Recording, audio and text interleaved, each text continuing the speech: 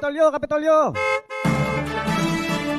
Biyaheng Kapitolyo, ang programa ng bawat Batanggenyo. Biyaheng Kapitolyo, mapapakinggan ang mga napapanahong balita. Biyaheng Kapitolyo, mga kaganapan sa loob at labas ng lalawigan ng Batangas. Biyaheng Kapitolyo, tatalakay sa mga proyekto ng ating pamahalaang panlalawigan, health, education, livelihood, protection of the environment, life and property. Biyaheng Kapitolyo.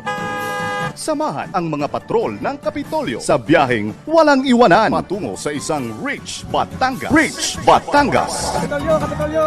Sakay na! Tara na! Samahan nyo kami sa Biyaheng Kapitolyo. Biyaheng Kapitolyo.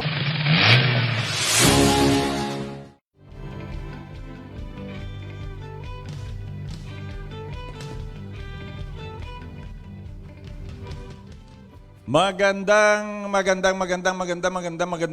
umaga, Southern Luzon. At magandang umaga, lalawigan ng Batangas.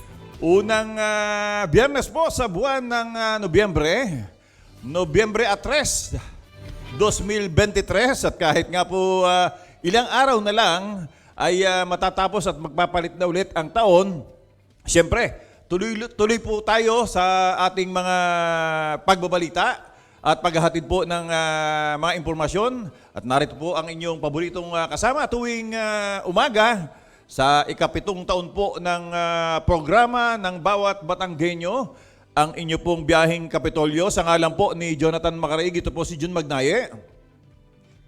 At sa ngalan po ng ating masipag at magiting na ama ng lalawigan ng Batangas, Governor Dodo Mandanas, kasama niyo po kami ang inyong mga morning kapasada, broadcasting po live po mula rito sa PIO Media Center sa Health Information Management Building sa Kapitolyo. Ito naman po si Millicent Ramos. At bago nga po tayo magpatuloy sa ating pagbiyahe, tayo muna po ay magpasalamat muli sa Panginoon sa ating sama-samang panalangin para sa kanyang gabay at patnubay. Pangunahan po yan ng aking kabiyaheng in tandem, si Sister Millicent Ramos.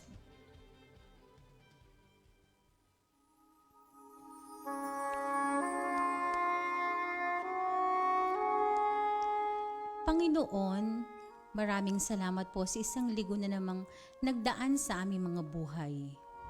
Maraming salamat sa maraming mga pagsubok sa aming mga sarili, sa aming pamilya, kaopisina at mga kaibigan, lalo't higit sa linggong ito at hindi mo kami pinabayaan. Panginoon, patawad po sa mga pagkakataong nawalan kami ng tiwala sa iyo at kinuwestiyon ang aming mga sarili at ang iyong kakayanan na kami ay iyong pinapatnubayan sa araw-araw. Nawa po ang mga ginawa namin sa linggong dumaan ay nakapagbibigay papuri at kagalakan sa iyo. Sa iyong mapagkalingang yakap ay nakadama kami ng pahinga at kagalakan.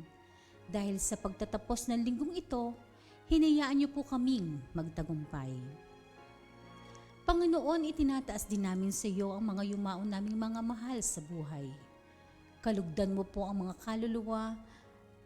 kaluluwa ng aming mga kapatid na pumanaw nasa daigdig na ito at nananatiling nasa iyong mga kamay. Kunin mo po sila at bigyan ng katahimikan sa iyong kaharian. At pakalinisin mo ang anumang karumihan upang sila'y maging karapat-dapat sa iyong walang hanggang kalinisan. Nasa iyong mga kamay, Panginoon, ang kanilang kaligtasan. Iahon mo po silang lahat sa apoy ng impyerno at bigyan ng puwang sa iyong kaharian. Magkaroon ng katahimikan ang kanilang mga kaluluwa, gayon din ang kanilang espiritu at makapiling sana nila ang iyong kalwalhatian at kadakilaan at pag-ibig na wagas.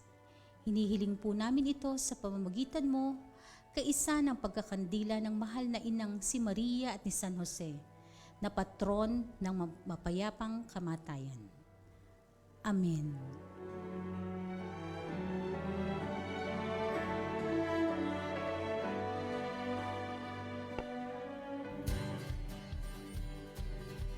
Thank you, Isen. Thank you, Kuya June. Oo. Bago tayo magtuloy-tuloy, maraming salamat at ako iyong nakasama ka namin ngayong umagang ito. Maraming salamat. Oo. Dahil may sakit ang aking kasamang Jonathan. Kagabi nag-chat sa akin. Pagaling ka. Sabi ko ay Pagaling ka, Utoy. Prutas. Tubig. O, diba? At saka rest talaga. Kailangan talaga mag-rest. Si Jan naman. So, Inom ng vitamins. Kinulang.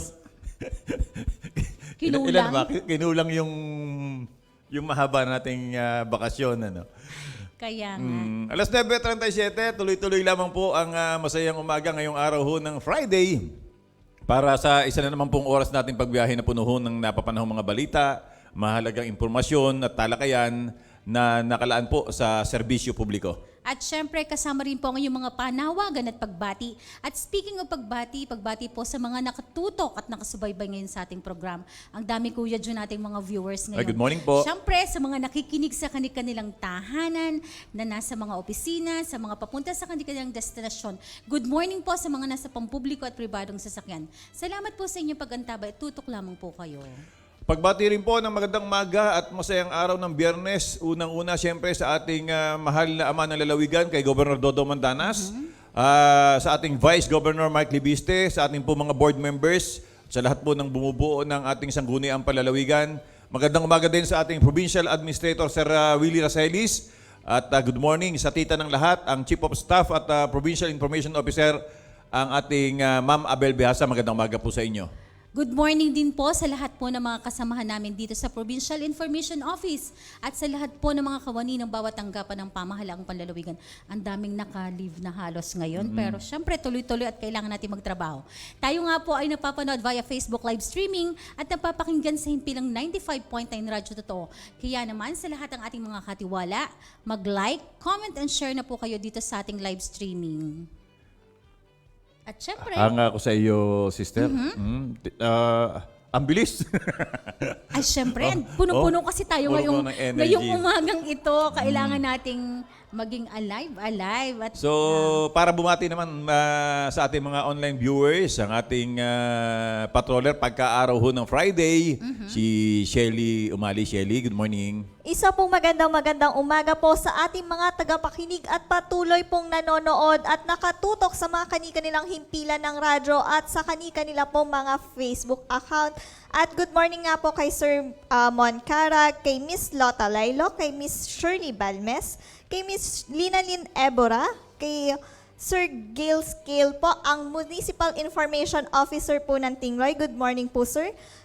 Kay Miss Gail Marasigan, kay Sir Jeffrey Nino de Castro ng Provincial School Board or ang Scholarship Division po ng Office of the Provincial Governor. Si Sir Jonathan, andyan po si Jonathan Macareig, si Miss Deneth Ona, si Mr. Julius de la Cruz, si Mr. Marwin Domingo, si Miss Tin Damian, at si Miss Sally Corolio. Ilan lamang po yan sa mga nakatutok ngayong araw ng Friday, Kuya Jun at Ate Sen. Si San Luis, Batangas, nakasubaybay sa atin. Sa lahat po ng mga Si Sir Mike Mia, Oo, tama. Sir, Sir Mike, magandang umaga po. Hindi pa ako nakakapunta sa San Luis at nakakadalaw sa aking yumaong ama. Oo. Kuya Jun, nung last time na tayo pumunta dyan, medyo busy si Sir Mike, kaya hindi kami nagkakita. Ay, sa lahat ng mga MIOs na nanonood ngayong magandang umaga po sa inyong lahat, syempre, at kahit hindi nanonood, batiin natin Kuya Jun sa laging suporta at pagtulong sa atin lahat ng mga MIOs ng buong lalawigan ng Batangas. Magandang umaga po sa inyong lahat. At batiin natin ang mga nagdiriwang ng karawan ngayon na Yes! Isen. Kuya Jun, Oo. November 3, dati-dati kasi pinagdiriwang din natin to dahil ang former Governor Vilma Santos Recto ay nagdiriwang po ng kaarawan ngayon. Ma'am, happy birthday po. Kung di ako nagkakamali, 70. 70. Oo. Pero mukhang ang bata pa niya. Parang laging sinasabi niya noon ni Daddy, 32 years old siya. Siguro ngayon pa 31 na si Ma'am. Kaya Ma'am, Hindi nga siya mukhang 70. Parang Kaya magkasi-edad nga. lang. Para kaming 40, para siyang 45 lang kami. Magkasing-edad kami. Ganun. ay ganon. Ay, birthday din ni dating bukal naman, Kaloy Bulilya. Yes, Kung di ako oo, nagkakamali, magkasabay. magka-birthday sila, di ba? Yes. Oo. Happy birthday po, Bukal Kaloy. So sa mga nagdiriwang ho ng karawan, happy birthday. Dito ba sa atin merong, di ba ba? May nag-birthday yata ng isang araw sa atin. O, si Ma'am Baby ng PIA. Oh, Happy yun. birthday din, syempre. Sino? Si Ma'am Baby. Hindi ko masyadong ng kilala sa Philippine Information Palayaw eh. Ang Agency. kilala ko lang talaga ay si Ma'am Baby nga. Oy, Kuya Jun, kumari mo yan. Kaya nako, dapat batiin mo ng magandang pagbate. At syempre, ang iyong magandang pagbati sa kanya. Bigyan mo naman ng magandang ang Ma'am Baby. Hoy, kumustahan tayo parang tungkol sa saan ba? Sa mga nagdaang Oh, yes. eleksyon? Tama ba ako? Oo. Asa na tayo? Kumusta ho ang mga naging resulta ng eleksyon sa inyo? Doon sa amin, kung hindi ako nagkakamali kasi nasabi nung isang pulis na naka-duty roon, kakaunti naman ho dito, parang din sa Talumpok Silangan ang sinasabi ko. Mahigit lang 1,000 ang butante rito. So, kasi kakaunti ang butante doon sa amin sa kabundukan. Sa inyo po ba marami ang bumoto? Gaano kahaba ang pila? Kasi sa amin, Kuya Jun, nung malaman ko na Madami rin sa inyo, no? oo, kasi isa po sa pinakamadami namin sa barangay sa Batangas City, ang Barangay Libuho. Kaya minarapat ko pong alamin muna kung talagang kailangan ng pumunta kasi sobra talagang haba at marami talagang bumoboto. May mga pinatutupad namang protocol ang mga ang COMELEC, ang kapulisan, kahit nga pulis, kailangan mayroong certain distance sa presinto. Lalo na kapag yung mga kandidato. Pero anyway, nagdesisyon na naman ng ating mga botante. So, katulad na nabanggit ko nung isang araw, irespeto ho natin yung pinili ng ating mga halal na opisyal ho ng ating mga barangay. Sa inyo ka, mabilis ang naging Mabilis naman, Kuya Jun, at saka masasabi nating wala kaming nabalitaan na gulo or or nagka-problema. Talagang naging maganda naman yung mga proseso. Alam mo, Kuya Jun, kita mo sabi natin, yung iba maaga, walang aaga kay Governor Dodo Mandanas kasi ang aga niya talagang bumoto. Talagang parang ilan pa lang yung tao. Kasi sa Bawan, saan nga ba si Gov? lalo na sa pagboto. Sa pagpasok nga dito sa opisina, Ayun na. may kwento ko lang ho, yung mga hindi nakakaalam, pagka ho, lalo flag ceremony, pag araw ho ng Monday, ilan pa lang yung tao dun sa dito sa ating Dream Zone. Oo. Andiyan dyan ang ating gobernador. Mas nauuna ang gobernador dumating kaysa sa mga empleyado. Totoo po yun. Lalo na kapag pagboto. Saan nga bumoto ang ating gobernador? Ang alam ko kasi, doon siya bumoto sa West Bawan Central School sa Barangay Aplaya, sa Bawan, Batangas. Kaya talagang nakakatuwa naman. Alam mo naman yun, sa paggising yun sa umaga, siya'y magsisimba, tapos yun, siguro diretso na siya ng pagboto. Kaya napakaaga ng ating gobernador. Samantala ho, sa isang media forum, ibinahagi po ni Pangulong Ferdinand Marcos Jr., yun hong importansya, yung kahalagahan ho ng pagluluklok ng tamang mga kandidato. At dahil ito ang mga nakakasama, nakakaharap, yung matatakbuhan ho at malalapitan sa araw-araw, kaya hindi ho siya sang-ayon dun sa mga vote buying kasi mawawalan ho ng boses ang ating mamayan.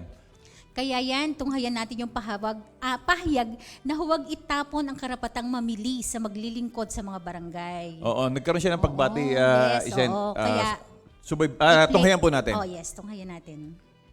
Ngayon po ay nasaksihan natin ang isang matagumpay at mapayapang barangay election at sangguniang kabataang election. Ang report po sa akin ni Chairman George Garcia ng COMELEC, tapos na ang bilangan at naging maayos naman overall. Kaya salamat po sa lahat ng mga tumulong. Ngayon, binabati ko ang lahat ng mga bago at muling nahalal ng barangay at SK official. Napakahalaga po ng inyong papel sa ating lipunan. Isang panibagong pagkakataon na naman po ito upang makapagserbisyo sa mga Pilipino at sa ating bayan ng buong puso at higit pa sa abot ng ating makakaya. Maging tapat po tayo sa lahat ng oras. Lagi po nating unahin ang kapakanan ng sambayanan sapagkat sila po ang dahilan kung bakit nais nating magsilbi sa bayan. Sa ating pagkakaisa at kolektibong pagsisikap, Tiyak na maisusulong natin ang bagong Pilipinas kung saan ang bawat barangay ay mapayapa, masaya at maunlad. Kung saan ay nananaig ang pagkakaisa, pagkakaunawaan at kasaganahan. At kung saan ang bawat mamamayan ay taas noo bilang mga Pilipino. Mabuhay ang mga bagong opisyal ng barangay. Mabuhay ang ating mga kabataan ng Sangguniang Kabataan. Mabuhay ang bagong Pilipinas. So sa mga nagwagi, muli, congratulations po. At Shelly, ano nga ba yung mga magiging tungkulin ng mga nahalal na punong barangay, yung miyembro na sangguniang barangay o mga kagawad, at syempre yung sangguniang kabataan?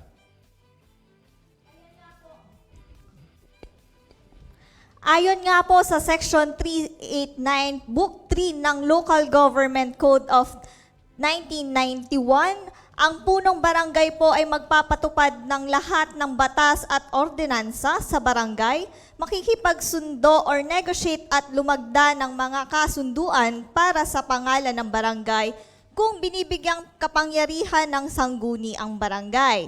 Magpapanatili ng kaayusan, magmadla sa barangay, tumawag at mamuno sa mga sesyon ng sangguni ang barangay, magpatupad ng mga regulasyon para pigilan ang polusyon at pangalagaan ang kapaligiran, mga siwa ng pangsakatuparan ng katarungang pangbarangay, mamahala sa pagkalahatang pangangasiwa or general supervision sa lahat ng mga gawain ng sangguni ang kabataan, tiyakin ang pagbibigay ng mga pangunahing serbisyo, magtalaga o magpalit ng ingat yaman, kalihim at iba pang itinalagang opisyal ng barangay, magtatag ng pangunahan ng isang emergency group kung kinakailangan, maghanda ng taunang budget ng tanggapan at karagdagang budget ng barangay. Mapagtibay ng mga voucher na may kaugnay sa pagbabayad ng pondo ng barangay, magtalaga o magpalit ng ingat yaman bilang at ipagtago ang official barangay, magdaos ng isang taunang palarong pambarangay na magtatampok ng mga palarong tradisyonal, magsulong ng pangkalahatang kabutihan ng barangay, ganapin ang iba pang kapangyarihan at tumupad sa iba pang tungkulin maaaring itakda ng batas. Para naman po sa sangguni ang barangay, isinasaga ang gawaing lehislatibo tulad ng magmungkahi at magpatibay ng mga ordinansa at resolusyon para sa kaunlaran, kaayusan, kagalingan ng barangay at ng naninirahan dito. Makilahok sa mga talakayan sa oras ng sesyon. Magsagawa ng mga pamamaraan para siguraduhin ang paghahatid sa mga pangunahing serbisyo o ang basic services. Bumoto para sa pagsang-ayon o di pagsang-ayon sa mga panukalang ordinansa at resolusyon. Tumulong sa punong barangay sa pagsagawa ng kanyang tungkulin, gumanap bilang tagapagmapayapa sa pagpapanatili ng kalusugan, kaligtasan ng publiko. Kaganapan ang iba pang tungkulin maaaring itakda ng punong barangay alinsunod sa batas. At para sa sangguni ang kabataan o ang chairperson, mga kapangyarihan at tungkulin ayon sa Section 16 ng Sangguni ang Kabataan Reform Act of 2015, ito ay ang magpatawag ng mamumuno sa lahat ng pagpupulong ng sangguni ang kabataan.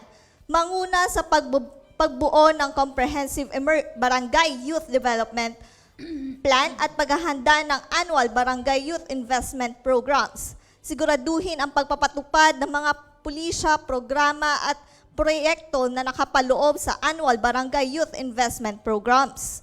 Magpatawag at mamuno sa lahat ng pagpupulong ng sangguni ang kabataan.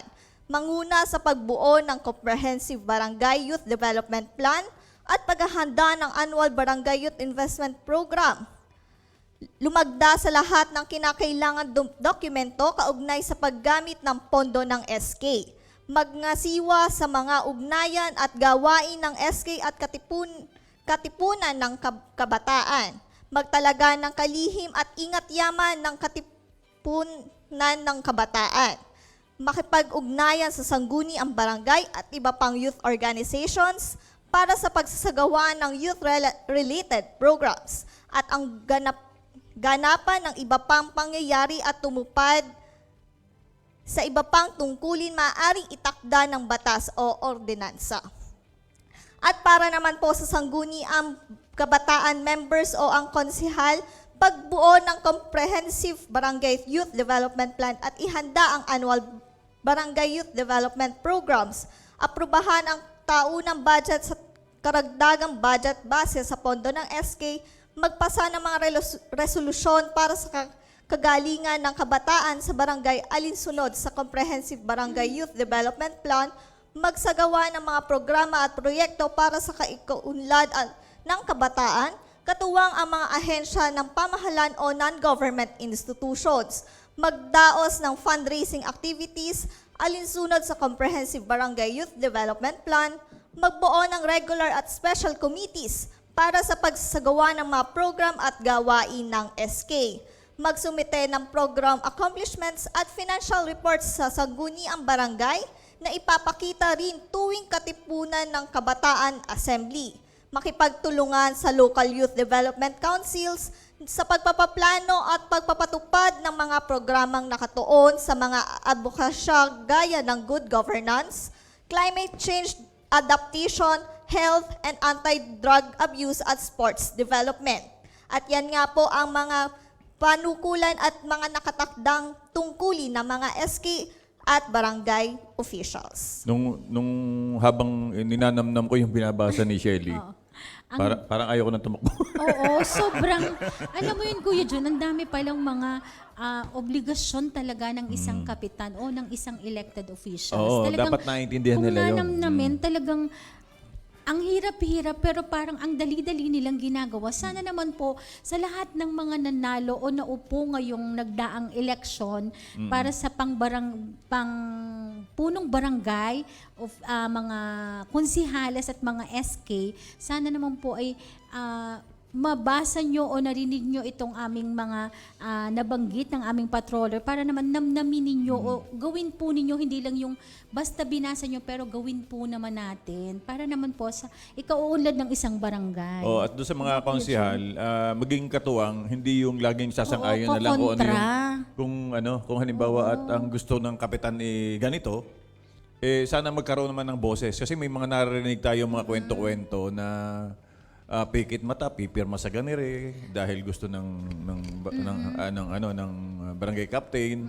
At kung may kumisa naman napapagkaisa naman ng barangay captain. Oo, Kuya Jun, ma-share ko lang ng konti, saglit lang. Sa amin sa Barangay Libho po ay iisa po ang partido. Parang yung aming lumabang kapitan, siya lang po yung kapitan at isang partido na lang. Ang sa kanya po ay unity ang ginawa. Unity team para yung pong 18 naglaban-laban, di sila na po ang nasa kanila mga sarili na kung sino o ano ang dapat nilang gawin na sila iboto ng mga kabarangay namin. So parang kumbaga isang team lang. Isang team lang, walang partido. Isang team, isang punong barangay, 18 ang konsihal. So kung sinong manalo, kanya pa rin. So marami pa rin mga dapat gawin sa barangay. Ngayon ay kumbaga transition na period. May nabasa rin ako na balita na kailangan may inventaryo. Baka kasi yung umalis, napabayaan na itong pagpasok nitong isa, wala na pala sa mga computer diyan. Sira na pala mga computer. Kumusta yung mga sasakyan, yung mga gamit ng barangay. Parang ganun. Sana naman may maayos ding dadatnan yung mga babagong uupo. At ang isa pa dyan, yung mga uupo sa mga barangay council kasi meron niyang halimbawa katulad ng disaster. May barangay disaster may na mga materials na Risk Reduction ginagamit. Management Office, meron sa barangay, meron sa BADAC, yung sa Anti-Drug Abuse Council. So kung may kanya-kanya yung uupuan at sana naman ay hindi maging ikaw na lang diyan, ikaw na lang dito. Anyways, alas 9:56 muli thank you si Shelly at dumako tayo dito sa nakaraang 2 araw itong pagunita natin ng Undas 2023. Kumusta naman ho ang naging pagunita sa Undas? Oo, kumusta ang peace and order? Naging, yun nga kaninang nabanggit natin kanina, Kuya June, na katulad dito sa amin, medyo tahimik naman. So, saan ka ba pumupunta, Kuya June? Dito sa Katoliko o dito lang din sa Batangas City ang mga... Ang father ko sa San Luis ang kay Mrs. naman dito sa Batangas City. Anyways, hindi kami nakababa nitong buwan at saka kahapon. So ngayong weekend kami balak pumunta. So hindi ko na obserbahan kung gaano karami ang mga sa iyo bang obserbasyon gaano karami ang Sa tingin ko, dahil long weekend, hindi ganun na din ang mga tao. Natuto na rin sila na huwag makipagsabayan. Oo. Kasi sa nakita ko, hindi naging traffic, hindi po siya yung siksikan sa sementeryo. Medyo mahal ang bulaklak pa rin. Mas lalong bumahal sa tingin ko. At saka ang kandila, kasi alam mo naman nga ngayon, talagang wala nang mura na bilihin, pero yung traffic at saka yung mga dumadalaw parang napaka-smooth lang para sa akin kasi ako'y 10:00 ng umaga at saka hanggang gabi, yung medyo gabi lang sa Eternal dyan sa Balagtas, medyo may konting sikip pero hindi naman ganun ka heavy ang traffic. kung meron kang napuna nung panahon mo. Ay, ganun. Nung panahon mo at saka yung panahon ngayon. Ano ang naobserbahan mo? Ang naobserbahan ko talaga, kasi dahil nga dumaan tayo sa pandemic, nakita ko na parang natuto na sila na hindi makipagsabayan. Parang, alam mo yun, parang dahil nga long weekend, mas minarapat nilang dumalaw ng maaga or... Oo, kasi nung mga Atlanta, pagkaboto, maraming nagpuntahan na. Oo, tinitingnan kung nariyan pa ba kayo, baka kayo nagpunta sa presinto at bumoto. Sa amin kasi, yung dati-dati, alam mo Kuya John, ang nakita ko lang ngayon, dahil long weekend nga, ang marami ay nasa long weekend ang mga tao. Dahil pagkakataon na nga naman nila na mag-out of town, mag-out of the country, or maaaring sila'y bumisita na ng mas maaga sa kanilang mga mahal sa buhay, sa sementeryo, or after ng long weekend nila, saka naman sila pupunta. Kaya hindi na sila nakipagsabayan. Kaya naging maganda at smooth naman talaga ang mga nagdaang November 1 at November 2 Naalala ko natin. kasi yung panahon ni Kuya Roger. Kuya Roger, asan ka ba ka? Nung panahon ng Kuya Roger, katitirik mo pa lang ng kandila, may kumikimilista. Gamit sa school. Pero Kuya Jun, palakihan, gamit sa school, pampakintab na sahig. Inabot mo yun, huwag mo sabihin hindi. inabot ko din naman. Oh. Pero alam mo Kuya Jun, sa mga sementeryo, kung nakapunta ka na, may mga ilan-ilan ding kumakain pa rin, bumibili ng pagkain, may mga booth pa rin. Ako kasi hindi ko nakasanayan na kami nagdadala ng pagkain sa sementeryo. After na nun, saka kami kakain mag-anak sa labas or yun lang. Pero tubig-tubig, payong. So, ang mga dinala namin, syempre, kandila, bulaklak, payong, pamaypay, yan din So sobrang dahil dyan sa mga init. binabanggit mong yan, ngayong araw na ito, marami pa rin nung pupunta dito sa sementeryo at saka ngayong Sabado at Linggo. Yung mga nagbakasyon ng mga ilang araw, may kasamahan tayong nagbora pa nga eh. So, ang sabi, ngayon daw pagbalik nila ngayong weekend, ngayon sila pupunta. So, tayo nagpapaalala na magdala ko kayo ng sapat na pagkain at inumin. Magdala ng pananggalang si init o ulan, nga ng payong.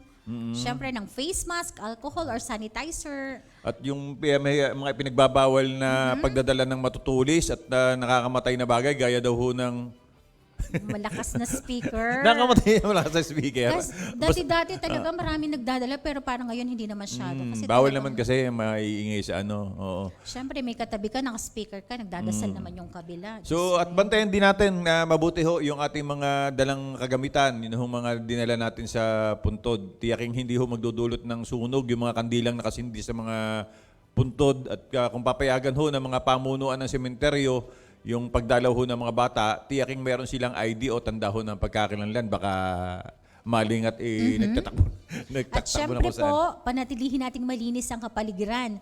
Magdala ng sariling trash bag. O kaya bitbitin talaga natin pag-uwi natin. Para hindi naman pandagdag doon sa mga taong talagang At importante mga ho, pasaway. alamin natin yung mga nakatalagang, yung pagpasok nyo pa lang, tingnan ho ninyo yung ating mga police assistant desk at first aid station na hanggang ngayon naman inariyan pa na kung sakasakali ho na mangailangan tayo ay maaari nating lapitan, lalo tigit nga pagka emergency. Yes.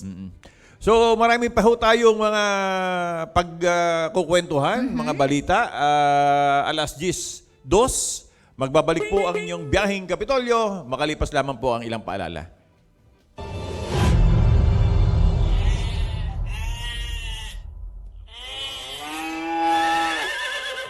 Bakit kaya ang mga hayop ay nagkakagulo?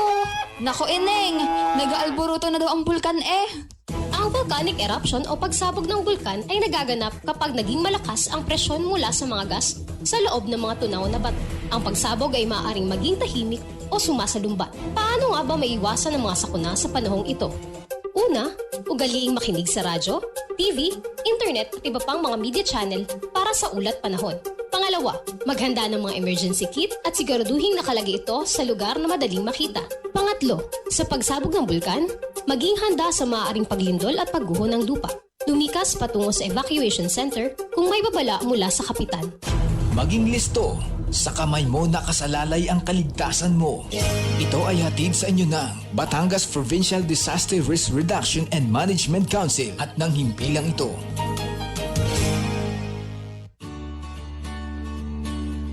Mga anak, maghanda tayo ha. May paparating daw na malakas na bagyo dito sa ating lugar. Nay, natatakot po ako. Ang bagyo o tropical storm ay malakas na hangin. Ito ay kalimitang may kasamang malakas at tumatagal na pagulan at malakas na kidlat. Paano nga ba maiiwasan ang sakuna sa panahong ito? Una, ugaliing makinig sa radyo, TV, internet at iba pang media channel na anunsyo ng public storm warning signal. Pangalawa, itali ang bubong at kung ano pang maaaring liparin ng hangin. Putulin ang mga sanga ng puno na maaaring bumagsak. Pangatlo, manatili sa loob ng bahay kung malakas ang hangin at ulan. Lumikas patungo sa evacuation center kung may babala mula sa kapitan o DRRMO. Maging listo, sa kamay mo nakasalalay ang kaligtasan mo.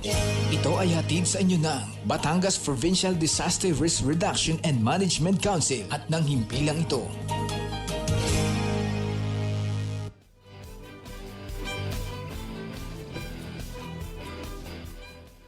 Apat na minuto makalipas po ang alas 10 ng umaga. Muli hong nagbabalik ang biyaheng Kapitolyo at para sa ating Healthy Batangas, mga paalala at gabay ho, pangkalusugan para tayo ay laging healthy at ligtas. Tuwing tag-ulan po at marami ho ang nagkakasakit at isa ho sa pinakalaganap na karamdaman ay ang influenza, flu o yung ating tinatawag na trangkaso. Lalo pa nga po at amihan season na, asahan na nga po na lalamig na ang ating panahon sa mga susunod na araw o buwan. At kung pansin mo, Isent, maya't maya umaambon, iinit. Yes. So, sabi nga ay hindi mo malaman kung ano kang Climate change. Oo. Sa usapin po ng influenza, una na po nga pinahayag ng Department of Health na dumarami o tumataas po ang tinatamaan nito. Nagkaroon na nga po ng increase sa influenza-like illness nationwide nung nakaraang buwan po ng Oktubre. Mas mataas po kung ikukumpara sa kaparehong panahon noong pong nakaraang taon. At eto na nga Kuya June, ayon po sa datos, may 151,375 po na cases ng influenza-like illness sa buong bansa as of October 13. Mataas po ito ng 45% sa 104,613 na cases na napaulat sa kaparehong period noong 2022. Ang biglang taas naman Kuya June. oo. At bago po natin bigyan ng mas malalim na paliwanag ang kung ano nga ba ang impluwensa o trangkaso, pakinggan po muna natin ang maikling pahayag ni Department of Secretary Ted Herbosa sa ginanap na press briefing noong nakaraang isang linggo. That's correct. No, our epidemiology bureau has been monitoring the increase of influenza-like illness, yung parang trangkaso, at parang tumaas nga. There are some schools that converted to online blended learning because of the number of students. So it's really the time during the rainy season where respiratory illness increases kasi nga sarado ang bintana, we're in enclosed spaces, and people can really get infected. So reminder to everyone, season pa rin, get the flu shot. We have flu shots at the Department of Health. So if you're high risk, especially elderly and senior citizens, magpa-flu shot kayo. And then kung kayo ay may sakit, may respiratory illness, ubo, sipon, sore throat, it is better to stay at home than infect all other colleagues in the office or in the school. So very important yung self-protection. Things we learned during COVID, pa-practice lang natin. Wear a mask also. The other way is masking again if you have cough, colds, or respiratory illness. Thank you. Ayan na nga. So talagang tumaas nga po ang nagkaroon ng flu virus at dito na lang sa ating tanggapan na isent, may ilan na ring tinamaan kaya Yan. yata si Jonathan. nagpapagaling ngayon ano. At para ho sa ating gabay pangkalusugan, ang flu virus nga po ay lumalakas at madali hong kumakalat dahil ho sa humidity at mababang temperatura na dala ho ng panahon. Kung kaya dapat laging may supply ho ng antiviral medicine at paracetamol kapag mataas ho ang iyong lagnat. At upang malaman ho ang mga sanhi, sintomas at gamot sa trangkaso, atin pong talakayin ng husto yung nasabing sakit. Ano? Kuya Jun. Ano ga ang definisyon ng trangkaso? Ang trangkaso po ay isang nakahawang sakit na umaatake sa ating respiratory system. Nagdudulot ito ng mataas na lagnat, matinding pananakit ho ng ulo at pagbubuo ng makapal na plema sa respiratory system. Ang karamdaman po ay nagmumula sa flu virus na mabilis na kumakalat ho sa katawan kapag ito ay nakapasok. At kaya ngayon, Kuya Jun, karaniwan, ang flu ay self-limiting o kusang gumagaling ngunit maaari itong magbunga ng mga komplikasyon para sa mga taong mahina ang immune system, matatanda, mga bata. Bakit na? Biglang ganun eh. Mga obese at may mga malulubhang karamdaman gaya ng diabetes, heart disease at sakit sa bato. Alam mo Kuya John, pag talagang mahinang immune system mo, talagang mabilis ka talagang tataman. At ito nga po yung mga sintomas ng trangkaso. Sa simula, ang trangkaso ay madalas na napagkakamalang simpleng kaso ng lagnat at sipon. Subalit bigla na lamang makakaramdam ka ng pananakit ng katawan at lubos na panghihina.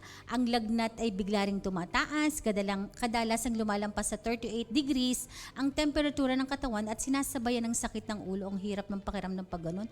Siyempre, bukod dito, makakaramdam ng sore throat, pagbabara ng plema sa ilong at lalamunan at panlalamig. Mabuting magpatingin sa doktor kapag sadyang nahihirapan sa karamdaman. O kaya Kuya Jun, bukod sa plema, pananakit na, yung parang Sore throat? panlalamig. Hindi kaya siya Panlalamig? meron ding, nanlalamig siya eh. oy, may hugot ka. Ba't bigla kang tabing kay Shelly? O si Shelly nag-react? Hindi ba nanlalamig? Nanlalamig ba siya? So ang trangkaso po ay nakakahawa ha. Maaari ho itong maaaring makuha ho ang sakit kapag nalanghap ang mga patak o droplets na galing ho sa ubo ng taong mayroong trangkaso. Humakapit din ho ang virus sa mga bagay na dinadapuan ng mga nasabing patak. Gaya ho ng pagkain, cellphone at damit. Tandaan na kahit hindi ho malanghap ang virus, maaari pong magkaroon ng trangkaso kapag nakapasok ito sa katawan. Kaya nga kahit sa pag mamamalengke, mas hindi lang gawa ng nandiyan pa rin si COVID. Kahit sa trangkaso, malaking protection ho natin ang mask. Ano naman ho yung mainam na gamot sa trangkaso? Ang pangkaraniwan hong kaso ng trangkaso ay napapagaling ng simpleng bed rest o yung pagpapahinga at pag-inom ho ng maraming tubig. Huwag uminom ng antibiotics dahil wala ho itong bisa. Bakterya ho ang pinupusa nito at hindi virus. O, tandaan nyo na, ang antibiotics ay para sa bakterya, hindi ho virus. Maaring sabayan ho ng mga painkiller at gamot sa sipon ang mga nasabing lunas sa trangkaso kapag mahirap tiisin ang mga sintomas ng naturang sakit po. ay paano naman po natin maiiwasan ang trangkaso? Ang mga klinika at ospital ay mayroong bakuna para sa trangkaso. Maliban dito, maaaring maiwasan ang sakit kapag ikaw ay malinis sa katawan at laging naguhugas ng kamay bago kumain. Gumamit din ng hand sanitizer bago ilapit ang mga kamay sa mukha para makasigurado. Umiwas din sa matataong lugar. Tandaan na maaaring malanghap ang flu virus sa simpleng ubo.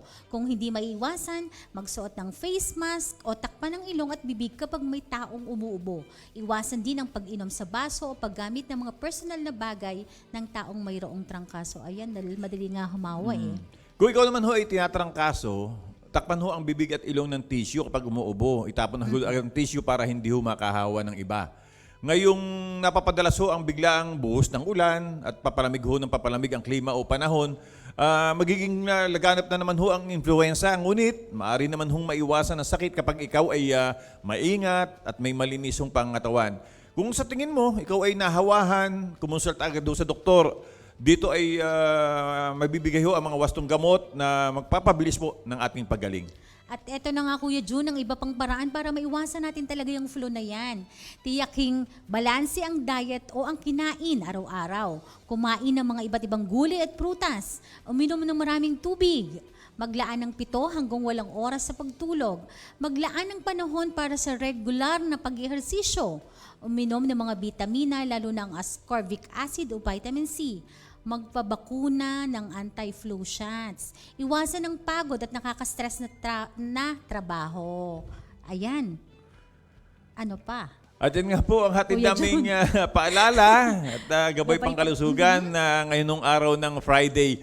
Nawa po ay doblehin natin ang ating pag-iingat at syempre, yung pagprotekta po sa ating katawan at kalusugan para tayo ay manatiling healthy. At laging ligtas.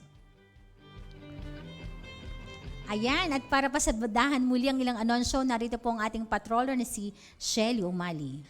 Mula nga po sa City of Santo Tomas, may traffic advisory po tayo na aasahan na posibleng magbagal ang daloy ng trapiko sa kahabaan po ng Maharlika Highway. Partikular na po sa Barangay San Miguel sa may kahabaan ng SM City Santo Tomas. Inaabisuhan po ang mga motorista na dumaan sa mga alternatibong kalsada. Ito nga po ay yung going south of Santo Tomas. Take nyo po ang Star Tollway going to San Pablo City. Take the Balete exit going to Quezon Province. Lipa Aluminos Bypass Road going to San Pablo City, Bicol, and Quezon Province. O kaya po itong Ibaan exit going to Quezon Province. Sa mga patungo naman ng northbound of Santo Tomas o Manila bound, dun po tayo sa Aluminos, Lipa Bypass Road to Balete exit. Ayon po ito sa City Government of Santo Tomas at manatili po tayong tuloy-tuloy na isagawa ang assistance ng naturang pamahalang lungsod sa pamamagitan ng kanilang Traffic Management Division, katulong ang pamahalang pambarangay para siguraduhin ang maayos na daloy ng trapiko sa nasabing lugar. At mula naman po sa DILG Batangas, tayo po ay bumabati ng congratulations po sa mga sumusunod ng Municipal Anti-Drug Abuse Councils o ang MADACs for achieving the high functional rating in the 2022 Anti-Drug Abuse Council ADAC Performance Audit.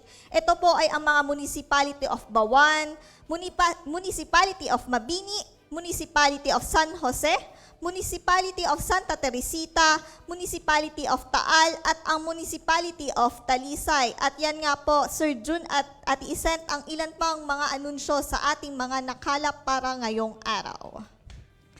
Yun. Ayan, congratulations sa mga 6 na bayan. Thank you, Shelly. At speaking pa rin po ng pagbati, muli po namin binabati ang bayan ng San Jose para ho sa nakamit nilang pagkilala. Child-friendly local governance audit 2022 passer, by 90% rating ho yan. Sangguni ang bayan rank second in the province of Batangas, first to third municipalities para ho sa taong 2023 local legislative awards of the Department of Interior and Local Government with an overall performance rating of 89.5%. 89.5. O ito naman, pabatid lamang po sa mga mamamayan ng lungsod ng Batangas. Mula po ito sa ating mga kasamahan sa Public Information Office ng Batangas City. Huwag pong maniwala sa tawag sa telepono o sa kumakalat na text message na humihingi at nagpapahulog sa GCash ng 3,000 pesos kapalit ng halagang 30,000 pesos upang mapabilang sa programang Tupad ni Mayor Beverly D. Macuja.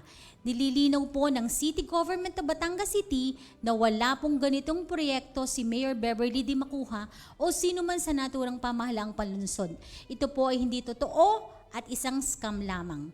Paalala po sa lahat na maging maingat. At Ayan. yan. Siyempre, Kuya Jun, ito naman ay para dito sa isang empleyado natin sa cooperative na dati natin naging guest din dito sa Biyaheng Kapitolyo. Siyempre, suportahan po natin si Miss Marian Jel Pisigan sa kanyang nalalapit na pagsabak sa Karaoke World Championship sa bansang Panama sa darating na po yan ng November 6 to 11, 2023. At dahil nga po dito, gaganapin sa ibang bansa, si Marian Jel po ay nangangailangan po ng kaunting tulong pinansyal para sa ilan pang mga gastusin niya sa pagtulak nga sa bansang Panama. Ang laban niya pong ito ay para maging kinatawan nga ng Pilipinas sa nasabing patimpalak. Siya po ay isa sa natatanging dalawang representative ng bansa. At sa mga nais pong tumulong, makikita nyo po sa ating screen ang kanyang ilang social media account details sa Facebook ay Jel, sa Instagram ay JelPH_official, sa TikTok naman po ay Jazz Mariam. At yan nga po ang ilang pong mga anunsyo natin ngayong umaga. Marami pa pong inihandang mga pagbabalita. Magbabalik po ang inyong Biyaheng Kapitolyo, makilipas lang po ang ilang mga paalala. Kapitolyo! Biyaheng Kapitolyo, ang programa ng bawat Batanggenyo. Biyaheng Kapitolyo, mapapakinggan ang mga napapanahong balita. Biyaheng Kapitolyo, mga kaganapan sa loob at labas ng lalawigan ng Batangas. Biyaheng Kapitolyo, tatalakay sa mga proyekto ng ating pamahalaang panlalawigan, health, education, livelihood, protection of the environment, life and property. Biyaheng Kapitolyo.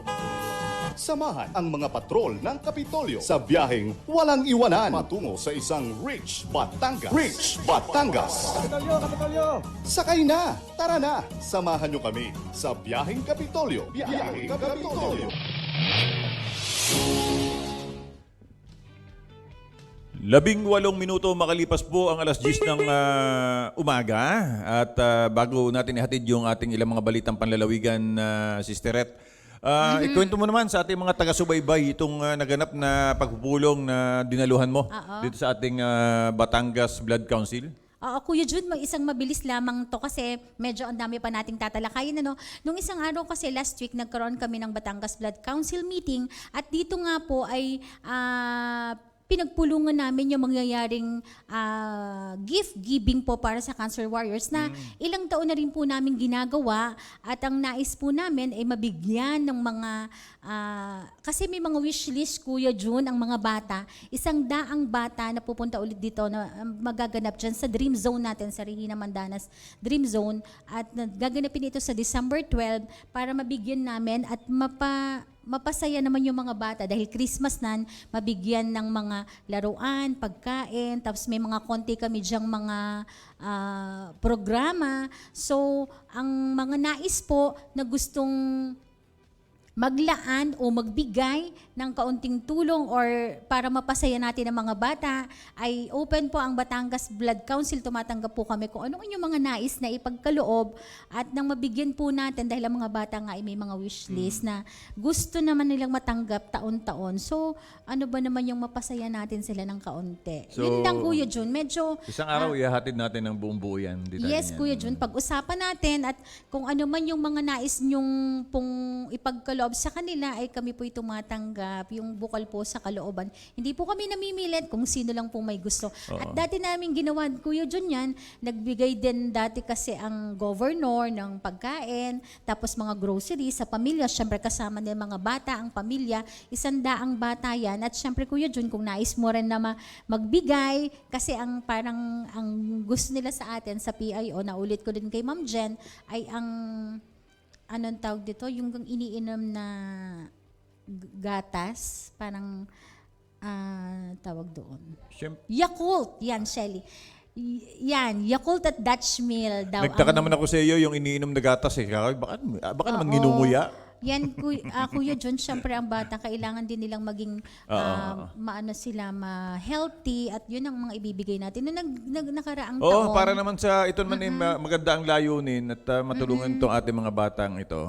Oo. At dahil kasi noon ay nagbigay din ang Vice Governor Mark Libiste, ang lahat ng mga bukal, nagbigay sila ng mga wish list sa mga bata at sila rin yung ilang mga nag-abot na available nung araw na yon. At kung yung mga nais pa rin po na magbigay ay tumatanggap po kami. Ayun lang Kuya Jun at magkita-kita po tayo December 12 sa Regina Mandanas Memorial Drain Zone. So alas 10:21, magtungo na tayo sa ating mga pagbabalita.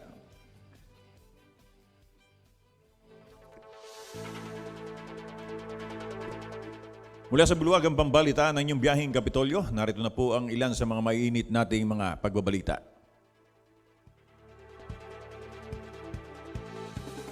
Nakiisa ang pamahalaan panlalawigan ng Batangas sa pamamagitan ng Provincial Government Environment and Natural Resources Office sa pagdiriwang ng Consumer Welfare Month na sinasagawa tuwing buwan ng Oktubre bawat taon sa pangunan ng Department of Trade and Industry. Kaugnay nito, iba't ibang mga gawain ang sabay-sabay na isinagawa ng DTI para mapalakas ang kamalayan ng mga mamayan sa tama at pangmatagalang pananaw sa responsableng pagkonsumo at produksyon. Isa na rito ang paglulunsad ng isang proyekto na tinatawag na GENS o Generation Sustainable Joint Project sa GENS ba yun? Sa pagitan ng DTI Batangas o PGNRO na tumatayong kinatawan ni Governor Hermelando Mandanas at Jollibee Food Corporation kung saan lumagda sila sa isang kasunduan. Ang mga nabanggit na ahensya at pribadong sektor ay may matatag, magandang ugnayan at magkakaparehong advokasya upang mapanatili, mapangalagaan at maisaayos ang kapaligiran lalo't higit sa buong lalawigan ng Batangas. Layunin ng GENES na mahikayat ang mga mamiling Batanggenyo na iwasan o bawasan ang paggamit ng mga plastic sa pagkain mula sa mga drive-thru at take-out orders sa mga fast food stores. Ugaliing gumamit ng mga kagamitang magagamit muli kapag kumakain sa mga fast food restaurants at iba pang lugar sa labas ng tahanan. Ugaliing magdala ng mga personal na kagamitan upang maiwasan ang paggamit ng mga disposable plastics at makiisa sa ganitong pagsasanay at pagtanggi sa paggamit ng plastic upang matamo ang pagpapanatili ng kagandahan ng kapaligiran at likas yaman. Samantala, ang mga mamimili na bibili sa pamamagitan ng drive-thru o take-home orders na hindi kukuha ng plastic utensils ay bibigyan ng isang coupon sa bawat resibo sa Jollibee. Kapag nakabuo ng 5 coupons, katumbas ito ng isang libreng burger sa nasabing fast food store. Ang proyektong ito ay papatupad ng Jollibee Foods Corporation mula October 25 hanggang November 25, 2023 sa mga branches nito sa Batangas City, dyan sa Palyocan, Batangas P. Burgos, SM Batangas at Kumintang.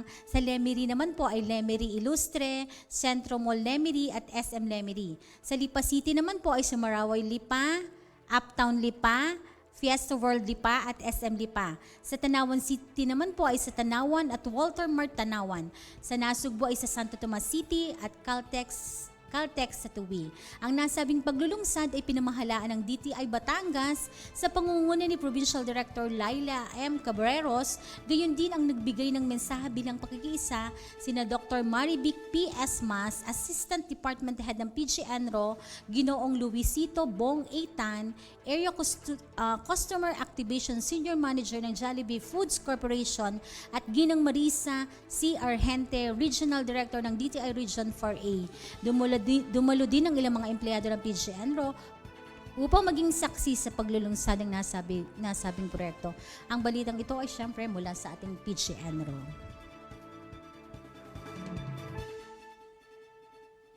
Samantala, Magiting Co-op Awards 2023 ginanap po sa Batangas Capitol. Ang detalye ay hatid sa atin ng ating patrol ng Kapitolyo, Froilan Salcedo Jr.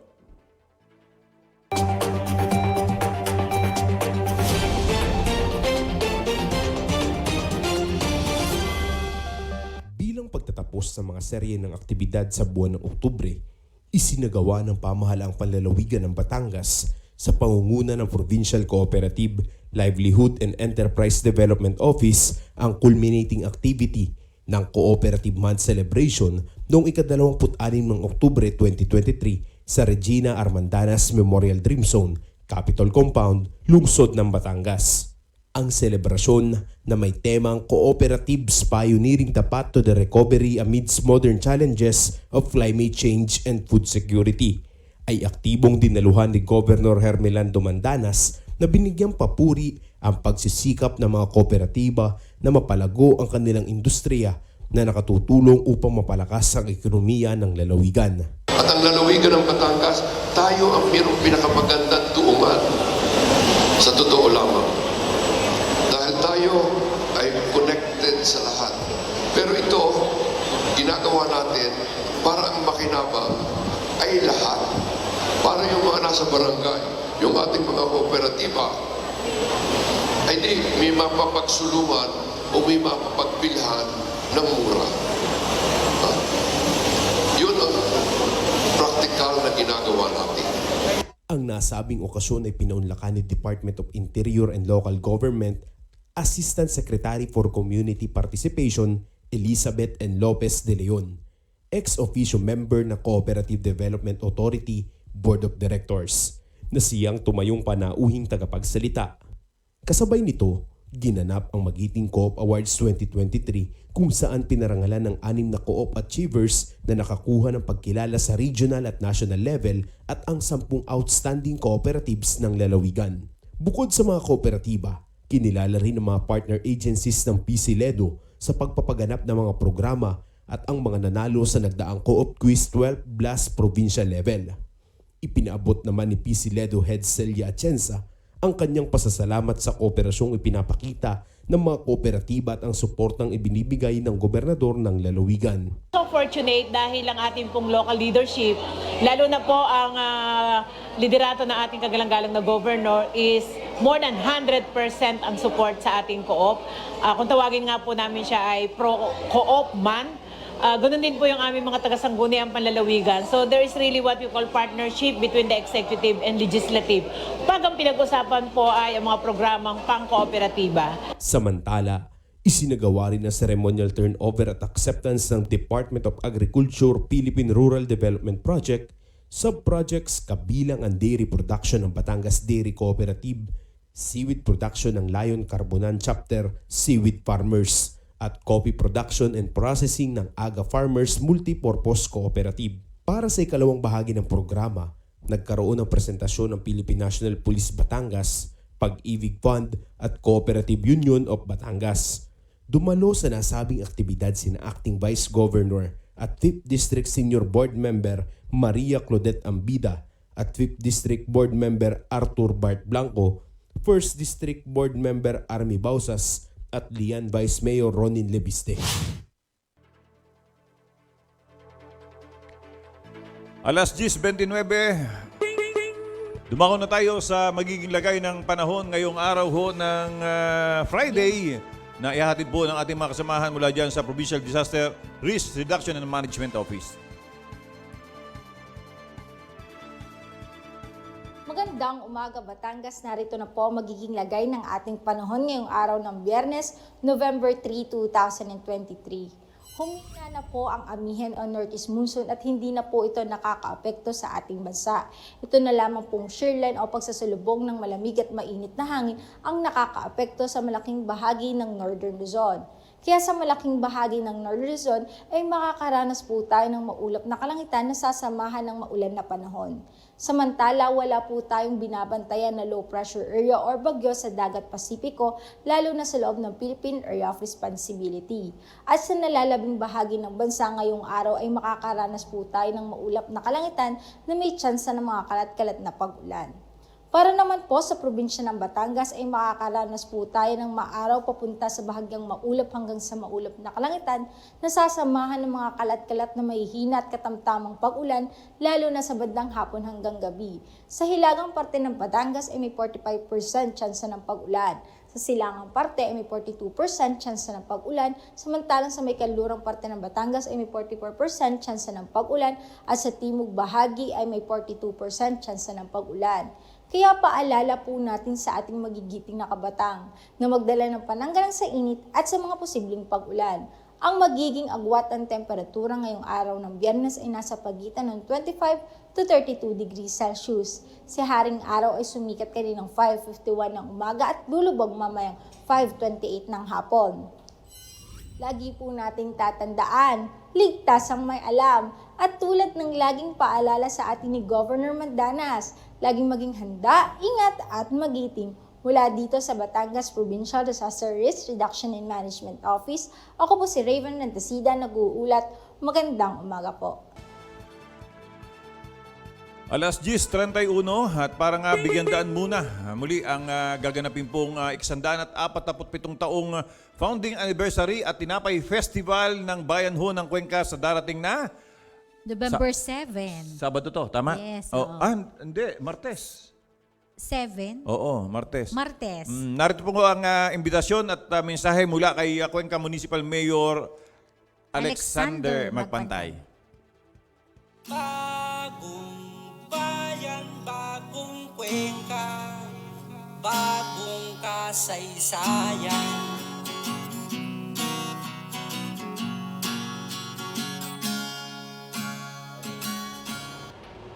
Magandang araw po sa ating lahat.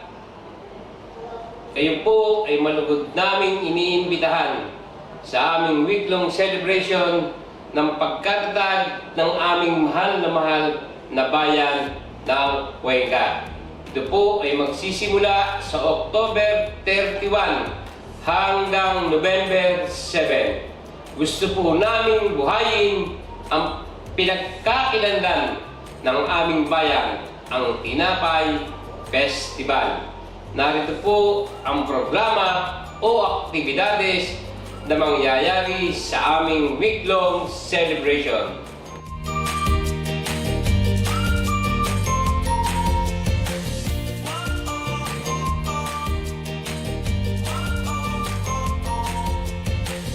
So ngayong araw ho ng November 3. oo, ay merong simultaneous na linis bayan, mass bloodletting activity, anti-rabies vaccination at DepEd Night. November 4, meron silang Sports Festival 2023. At November 6, Local Bakers Training, Job Fair. Ang bilis! Oo. November 7, Text Giving Mass, Motorcade. Tinapay Festival Bakers Marketplace Display. Ayan ang ganda ng aming bayan. Mamamangha sa mga talento at masasarapan sa mga tinapay na ipinagmamalaki ng aming bayan. Ako po ang punong bayan ng bayan ng Cuenca, Alexander Magpantay. 10 ng aking mga kasamahan dito sa lokal na pamahalaan ay muli kayo naming inaanyayahan dito sa aming bayan. Muli po, mabuhay po tayong lahat at maraming salamat po. God bless sa ating lahat.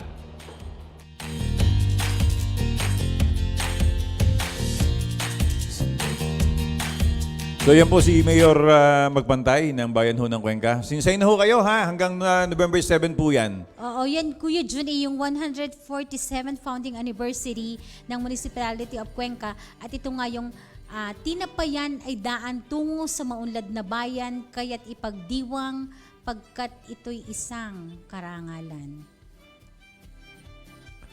Samantala, bago nga po kami magpaalam sa ating programa ngayong araw na ito, narito naman po ang ilan lamang sa inyong mga dapat abangan next week sa ating susunod na pagbiyahe dito sa ating Friday edition ng inyong biyaheng Kapitolyo. Sisikapin po namin na maimbitahan ang kinatawan ng Provincial Health Office para maghatid sa atin ng ilang updates patungkol sa hearing o Audiological Test Center.